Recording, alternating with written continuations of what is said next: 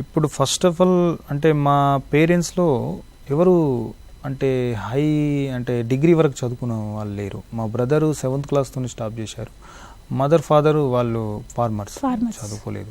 చదువుకున్నప్పుడు కూడా నేను ఏ రోజైతే ఆ సత్యనారాయణ సార్ గురువు గారి బ్లెస్సింగ్స్తోని అతను చెప్పిన గైడ్లైన్స్తోనే నా ఎడ్యుకేషన్ కెరియర్తో పాటు నా కెరియర్లో నాకు వస్తున్న గురువులందరూ గొప్ప గురువులే దొరికారు నాకు. అంటే మంచి నాకు గైడ్లైన్స్ అంటే నా డిసిప్లిన్ని బట్టి కూడా వాళ్ళు నన్ను గైడ్ చేసేది.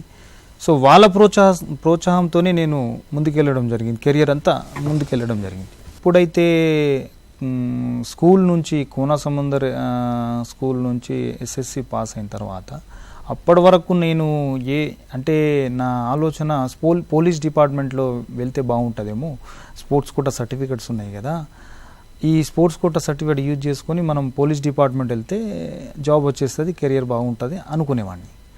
సో నేను మన్నన్ సార్ మా గురువు దగ్గరకు వచ్చిన తర్వాత అతను క్వాలిఫైడ్ కోచెస్ అండ్ డాక్టరేట్ కూడా ఫిజికల్ ఎడ్యుకేషన్లో. అతను నాకు గైడ్ ఇచ్చింది ఏంటంటే పోలీస్ డిపార్ట్మెంట్ అనేది కాకుండా నీకున్న టాలెంట్కి నువ్వు గ్రాడ్యుయేట్ చేసి ఉస్మాన్ యూనివర్సిటీలో మంచి ఎడ్యుకేషన్ చేస్తూ స్పోర్ట్స్ ఆడావనుకో, ఈ స్పోర్ట్స్కి మనకు మంచి అవకాశాలు ఉంటాయి, అన్ని డిపార్ట్మెంట్లో మంచి అవకాశాలు ఉంటాయి, డిపార్ట్మెంట్కి వెళ్తే నీకు బాగుంటుంది అనే ఆలోచన ఇస్తే అప్పుడు railway, customs and postal department, ఇంకోటి మన జిఎస్, మన ఏజీ ఆఫీసు, ఓఎన్జీసీ, ఈ డిపార్ట్మెంట్లన్నీ స్పోర్ట్స్ రిక్రూట్మెంట్ చేసి ఒక టీమ్ని సెలెక్ట్ చేసుకొని డిపార్ట్మెంట్ నుంచి రిప్రజెంట్ చేయడం జరుగుతుంది.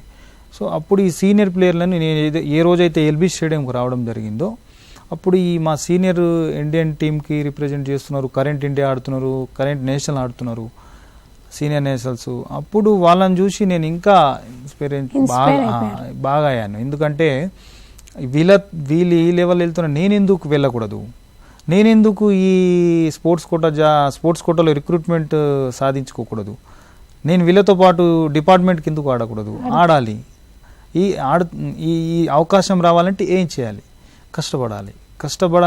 వాళ్ళు ఎంత కష్టపడో దానికంటే 50% ఎక్కువ కష్టపడితేనే మనకు అవకాశాలు వస్తాయి అనేసి నేను నా మైండ్లో ఆ యొక్క కాన్ఫిడెన్స్ని పెట్టుకొని ముందుకెళ్ళడం జరిగింది. అంటే ఆ నేషనల్స్ ఆడిన తర్వాతే మీరు అప్లై చేయడం జరిగింది? ఎప్పుడైతే మనకు స్పోర్ట్స్ కోటా రిక్రూట్మెంట్కి జాబ్స్కి ఎలిజిబుల్ సీనియర్ నేషనల్ ఛాంపియన్షిప్ అంటే సీనియర్ నేషనల్ ఆడితేనే ఆ సర్టిఫికెట్కి మనకు డిపార్ట్మెంట్లో తీసుకోవడం జరుగుతుంది.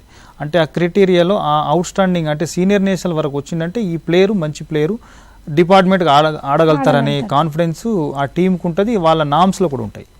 సో ఆ సీనియర్ నేషనల్ ఆడిన తర్వాత మనము డిపార్ట్మెంట్ అప్లికేషన్ పెట్టడం స్టార్ట్ చేశాను. సీనియర్ నేషనల్ దాంతోపాటు నేను యూనివర్సిటీ కూడా 4 years కంటిన్యూ యూనివర్సిటీ ఆడాను. దాంతోపాటు నాకు యూనివర్సిటీలో మెడల్ ఉండడం జరిగింది. ఆ మెడల్ ఉండడం వల్ల కూడా నాకు ఒక గొప్ప అవకాశం ప్లస్ పాయింట్ ఏంటంటే ఆ మెడల్ వల్లనే నాకు అక్కడ జాబ్ రావడం కూడా